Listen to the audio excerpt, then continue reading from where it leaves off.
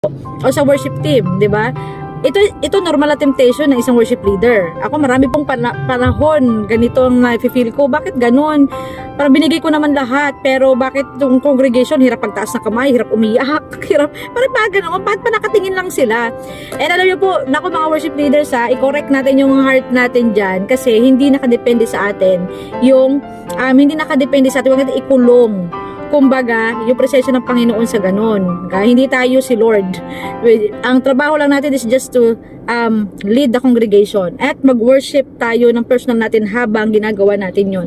Ipaghahandog natin yun sa Panginoon. Pero yung pag-meet talaga sa Panginoon, personal kasi yun. Okay? So, may two reasons kung bakit hirap tayo minsan gawin yon. Normal kasi lahat ng binanggit na yun, yung pagtaas ng kamay, pagpalakpak, pag-iyak, pagsayaw, o yung makikita mo talaga yung alam mo na kumikilos or namimit niya ang Panginoon ng isang Kristiyano, ng isang nagsisimba.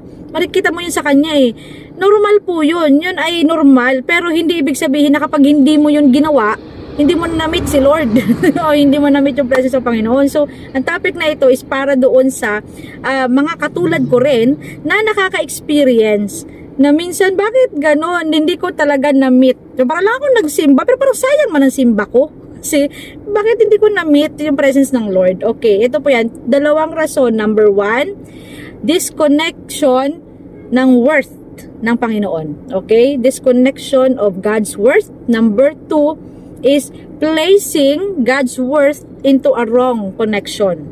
So, doon tayo sa number 1. Ang number 1,